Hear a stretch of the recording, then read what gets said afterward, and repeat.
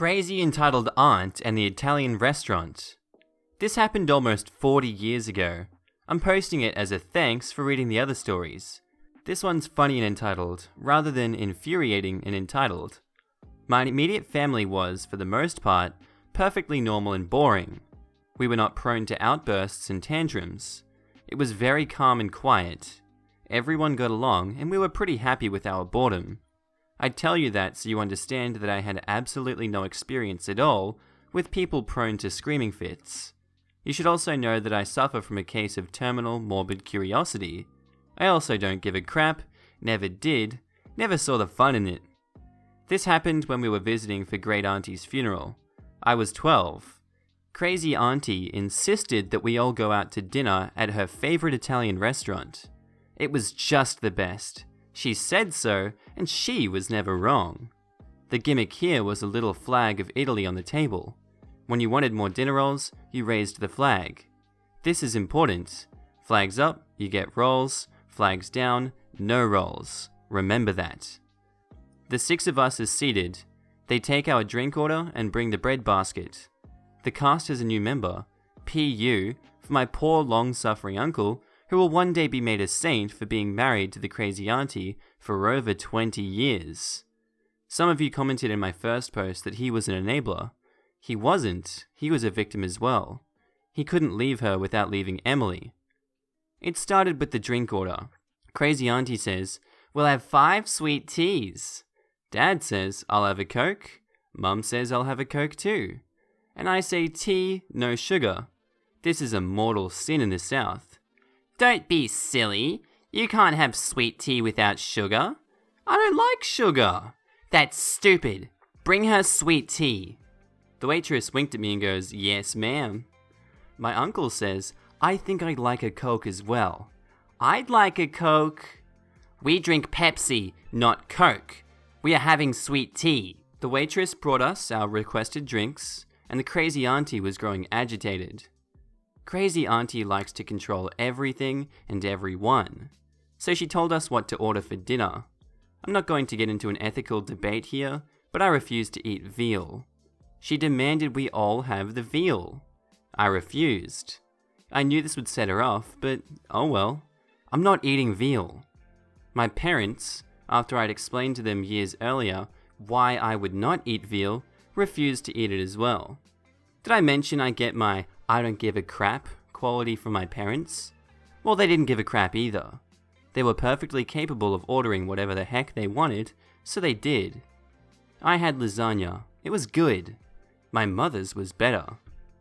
Once we ordered what we wanted, it emboldened the uncle and he stepped out of line and ordered something else as well. Crazy Auntie was not having it. "You were getting the veal." "No, I feel like something else tonight." "The veal is the best." "I still want something else." "You won't like it." "Oh, I'm sure I will." "You don't know what you're talking about." "I know what I like." "Well, you can't have it." "Yes, I can." "I said no." "Well, I'm ordering it." "You always get the veal." "Because it's your favorite and you make me. I don't even like Italian food." "Yes, you do. It's your favorite." "I want the lasagna." "Dang it, Uncle. Order what I tell you to order." "No, lasagna." "I'll have the lasagna too." "You can't have that. You're allergic." "No, I'm not." "I'm your mother. I know what you can and can't eat." "Bring her the veal." The whole time this is going on, I'm looking from one to the other like watching a tennis match. Back and forth, with the pitch of her voice getting more and more shrill with each sentence. I was fairly certain that when we left, bats would have been summoned. I'm just watching them and eating a dinner roll. The food arrives, and everyone got what they wanted, even Emily, much to the fury of the crazy auntie. Then it happens. The uncle raised the flag. Crazy auntie puts it down, uncle puts it back up, crazy auntie takes it back down. Up and down, up and down. I see the bread guy hovering at the edge of the table, waiting. Flag goes up and he rushes in to drop off the new basket before it can go down. Crazy auntie grabs the basket and throws it at the kid that delivered it. To save time in typing, every time the crazy auntie speaks, the flag goes down. The rest of the time, it goes up. You don't need any more bread. But I want more. I said no.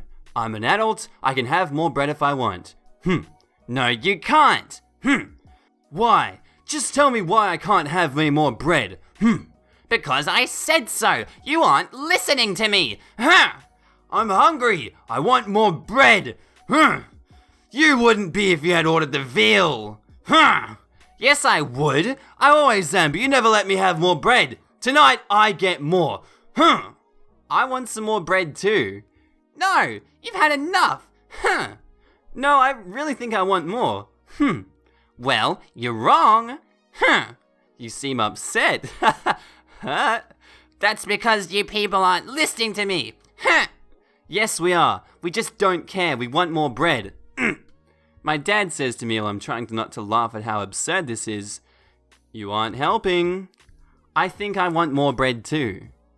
At this point, the whole dang place is watching our table and the battle over the flag. I'm fairly sure there were people taking bets to see who would win. In the middle of the confusion, a nice lady sitting at another table nearest Emily tapped her and slipped their fresh bread basket to her. Emily took a roll and slipped it to me. I took one and slipped it to my father, then it went to my mother who, after taking a roll for herself, slipped one onto the uncle's plate. Crazy Auntie saw it and grabbed for it. The uncle was faster. He shoved the whole thing into his mouth at once. It was a big roll. The waitress approached the table to see if we needed anything. Xanax was unfortunately not on the menu, and the crazy auntie demanded she bring the check. I want dessert. Chocolate cake. Ooh, sounds great. I'll have some. Me too. I'll have an apple pie. I'll have the cheesecake. Bring cheesecake for the crazy auntie. She loves cheesecake. No, we are not having dessert. We are getting the check and leaving now. No, we're not. Well, I'm leaving. You can all walk home. I drove. It's our car. I know. Give me the keys. Nope. You have to give me the keys. I live here. You're just visiting. Yes, I'm just visiting with the family car in our car. It's my state. I don't care. It's my car and you can't have it. You're a terrible driver anyways. No, I'm not. You drive the wrong way on the freeway. No, I don't. It's the other car's going the wrong way. You get lost in your own neighborhood. Not always. You're not driving my car.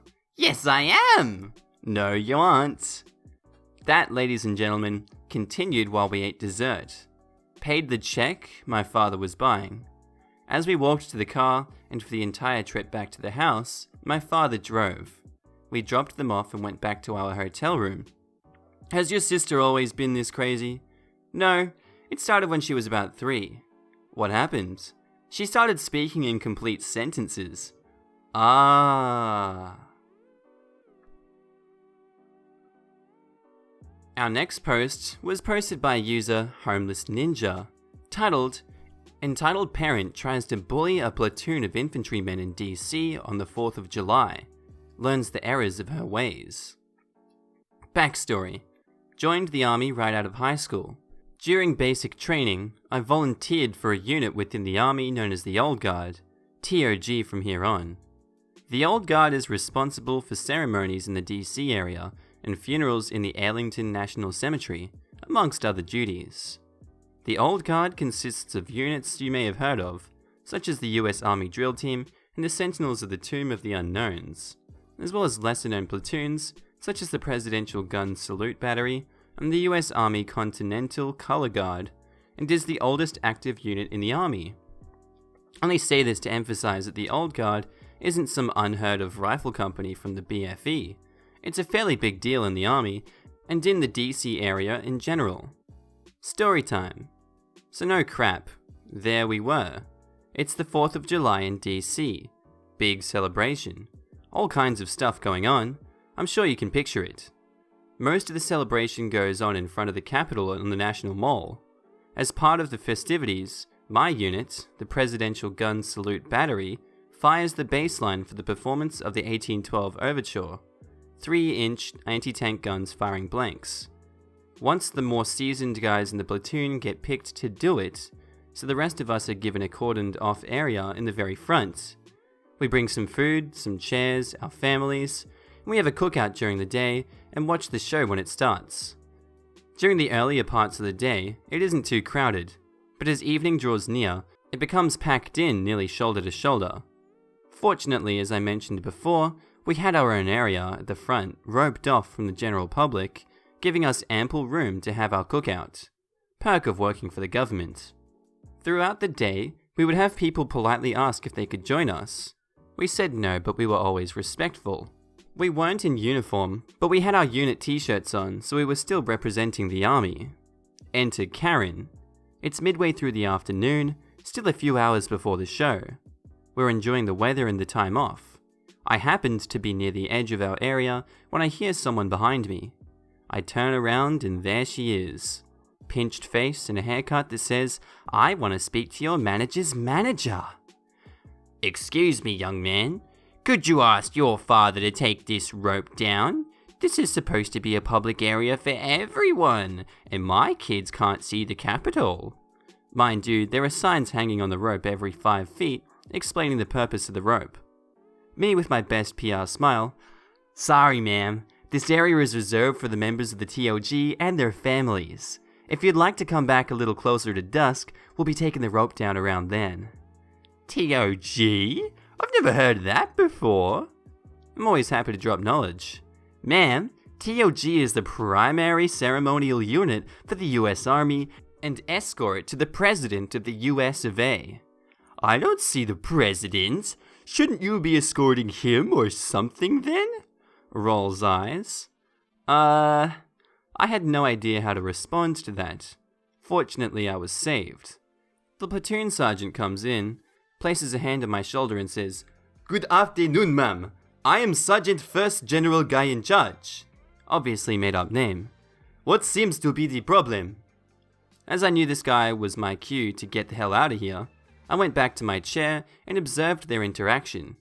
Couldn't hear anything, but the interaction concluded with Karen walking away, looking annoyed. Didn't think anything else of it until about 2 hours later. We are clearing up our trash, breaking down the chairs and tables and such. Out of the corner of my eyes, I see Karen approaching again, this time with 2 Capitol police officers in tow. Platoon Sergeant General must have noticed too. I heard him mother, "What in the F?" under his breath, as he walked to intercept the trio. I didn't hear all of the conversation, but we all heard about it later. "Officers, what seems to be the problem?" The cops, obviously exasperated by the situation, say, "Sergeant Guy in Charge, we received a report that your soldiers were making lewd gestures and comments towards this woman's family. Is there any truth to this?" "Absolutely not. I have been supervising them all day. Nothing even close to that has happened today." They're nodding as though this is what they expected.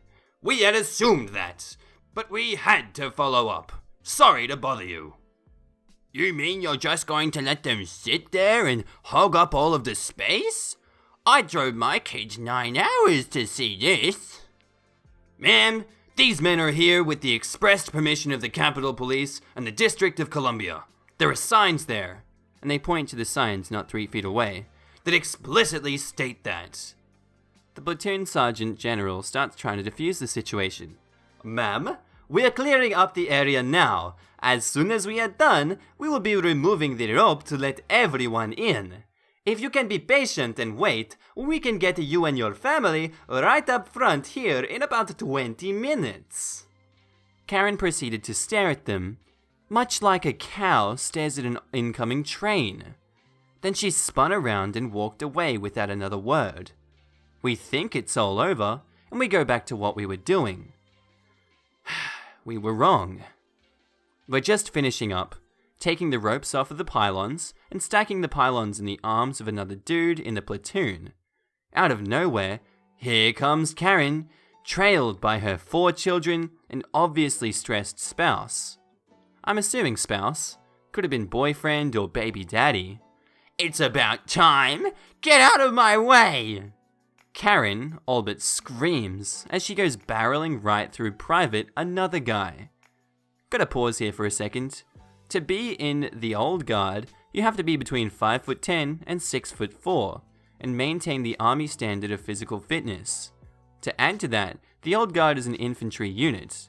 If you aren't aware, infantry are generally the frontline soldiers in combat. We are trained for just that. So suffice to say, none of us was small nor weak. Karen was probably 180-ish. So when I say she barreled through this dude, I mean it. She put some force into it. Another guy goes sprawling to the ground. Steel pylons fly in every direction. A couple hit him in the face, chipped tooth, and split his eyebrow open. One pylon bounces off the ground and hits one of Karen's crotch goblins in the leg. The kid, probably 12 or 13, starts wailing like he lost a limb. As we were helping another guy up to his feet, Karen is losing every last ounce of her crap, red-faced, screaming about how she's going to sue us for assault, how we probably aren't even real soldiers, how we've ruined her family vacation, blah blah blah. At this point, the platoon sergeant general is done with her. If Karen thought she was being loud, she quickly learned that there are a few things louder than a ticked off senior NCO. With a single word, he quieted everyone within 50 feet of us. Stop! That is enough! You have been harassing me and my soldiers all afternoon. We have tried to be nice, we have tried to be respectful, you have been nothing but rude. Now you have injured one of my soldiers, this stops now! I think Karen might have had a small stroke right then. She stood, mouth agape, not able to mutter a single word. And then, as if right on cue, here comes those two Capitol policemen. They hadn't been far away and had seen the entire incident. I didn't think Karen's eyes could get any wider, until the first officer pulled out a pair of cuffs and said, "Ma'am, turn around and put your hands behind your back. You're under arrest for assault and harassment." She tried every excuse she could think of, but the cops were having exactly none of her crap. They talked to another guy and he wanted to press charges. So they carted her off. I don't know what the father did with the kids. They disappeared when the cops took Karen. Come to find out, another guy comes back from the court hearing. Karen had been carrying 3 bottles of pills that weren't hers, and 2 stolen credit cards when the cops searched her. No idea what kind of time she got, but it wasn't enough. After all this was said and done, we watched the 1812 Overture and laughed about Karen for weeks afterwards. Another guy was fine, a chipped tooth and a little bit of bruising. Nothing major, fortunately. Moral of the story: read signs and don't mess with the infantry. Our next story was posted by user sarahlwhiteman, titled, "Take your 9-week-old baby out of the stroller so my child can sit there." Got another airport story for you, Reddit. Sorry for the formatting issues, I'm on mobile. Our cast and crew are S, sister, EK, entitled kid, EM, entitled mum, and me, Chuck Norris. So my sister and her husband flew up to come visit the family in Canada and introduce their newborn daughter to everyone over the Easter weekend. It wasn't a long visit, and they went to the airport this morning to check in for their flight. My train back to my apartment didn't leave for another 3 hours, so I tagged along to help with the strollers and bags. Basically, I was an extra pair of hands so they could focus more on the baby instead of trying to juggle bags and everything. So we're standing in line. There was an issue at the check-in kiosk, and I feel my small rolling weekend bag get extremely heavy all of a sudden, to the point where it almost yanks right out of my grip. I turn around and there's a girl, anywhere from 7 to 10 years old, sitting on my bag. "Excuse me, please get off my bag." "My feet hurt and I want to sit down." She then bounced in place and actually yanked the bag handle out of my grip, causing both it and the entitled kid to fall to the ground. "Don't drop my child like that!" She was sitting on my bag and yanked it out of my grip. It's barely 6:30 AM at this point, and I had zero patience for this stupidity. so I just hold my bag in my hand and out of the way for the entitled kid to sit on. My niece starts getting fussy, as young babies will, and my brother-in-law jogs off to go grab a bottle of water to make her a bottle. They thought they would be through security at this point, so they weren't prepared to make her a bottle. No big deal. I tell my sister to take care of her baby and I'll manage the bags. But behind me, the entitled kid was just getting started. "Mommy, my feet hurt and I want to sit." I crap you not, this kid dragged out her words exactly like this. Very realistic portrayal as well. "Hang on, sweetie." My sister was adjusting the baby in her stroller in an attempt to calm her down. But from behind her, it looked like she was taking the baby out. "See, she's taking the baby out of the stroller. Go sit there." My sister hears this, and she just about loses her mind. No, she can't sit here." "You're taking the kid out. She can sit there." "No, I'm not. And no, she can't. She's a grown-ass child. She can stand like the rest of us." "Her feet hurt. Take your brat out of the stroller and let her sit there." My sister gets this look on her face that I know very well. It pretty much promises that she's gonna mess up your day. "OP, take my baby out of the stroller, please. Brother-in-law should be here with the water for her bottle in a minute." I get confused, but I trust her and take the baby out of the stroller. The entitled mother gets this look of absolute triumph, only for it to drop off her face as my sister grabs my weekend bag and the diaper bag and puts them right where the baby was sitting. "Like I said, bench, your child's grown and she can stand. My child is 9 weeks old. She can barely hold her own head up. You need to get some fudging sense in your head."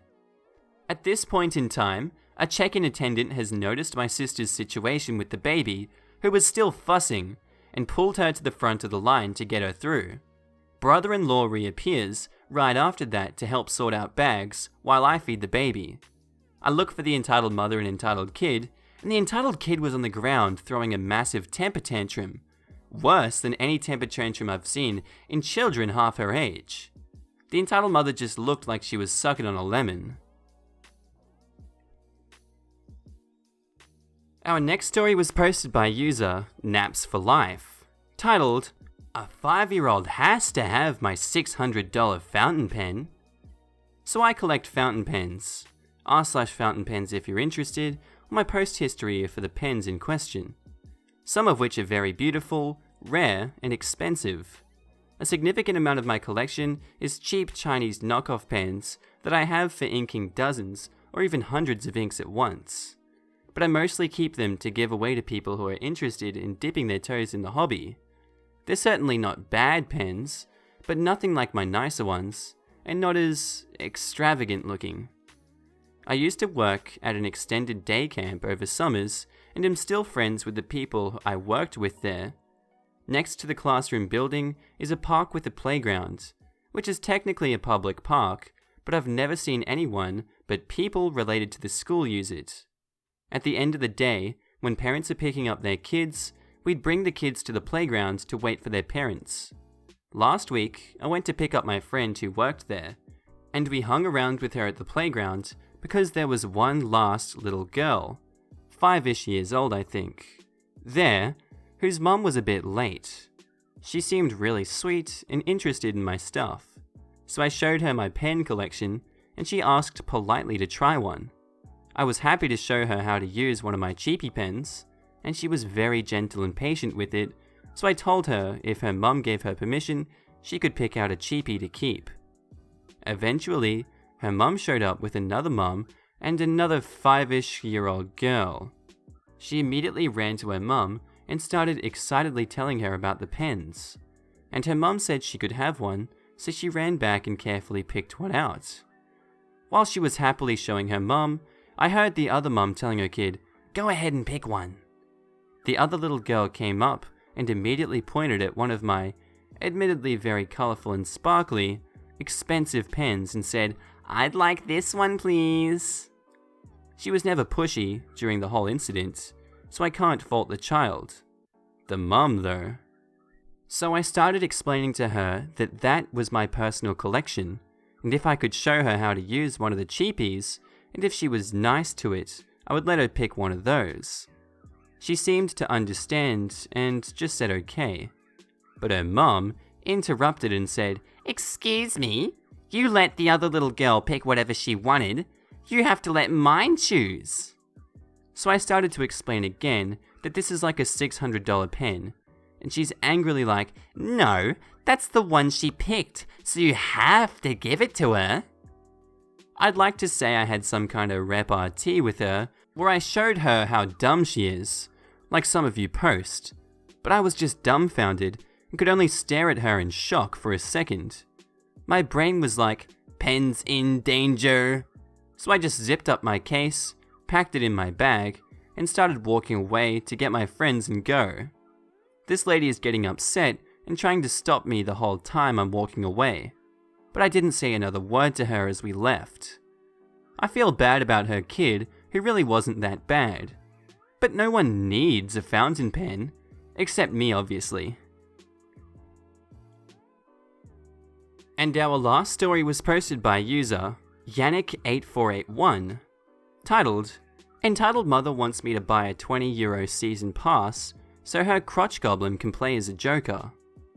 So a little backstory.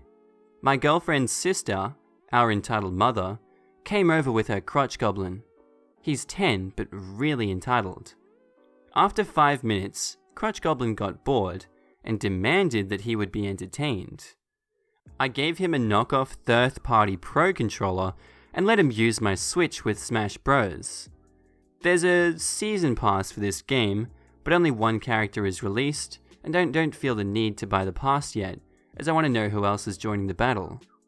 He came back after 2 minutes, and says, "Hey OP, I need you to pay €20 so I can play on your Switch." Why would I pay you to use my Switch? I can only play as a character you don't have, and that character costs €20 to get. I know about the Joker, but I don't see the necessity of owning him yet. So why should I pay for you to use a character that I won't play as? Because I want to play. If you won't buy him, I'll take your Switch. I'll just put the Switch away. I don't think you should use it if you can't handle it. So I put the Switch in its cover and brought it to my bedroom and put it in my closet. I go back downstairs and get greeted by the entitled mums yelling, "Why the frick would you tell my son that he can't play anymore? He wants me to pay €20 for him to play. I'm not gonna do that. It's only €20 and it would make my child so happy." Well, then you can pay it. It's your game. Why should I pay for your game? That's your responsibility. Yeah, I'm still not gonna do that. He's free to play in the yard. We have a bowl somewhere. He doesn't want to play in the yard. He wants to play a game on your Nintendo. Give him your Nintendo or we will leave. Alright, let me get your coats. The entitled mother went into a tantrum as well, and my girlfriend told her that she should leave. She left, but not before calling me a man-child, a pedo, and an invalid. I haven't seen her since, and my girlfriend told me that she supports me as the entitled mother has done this before, and screams when she doesn't get her way.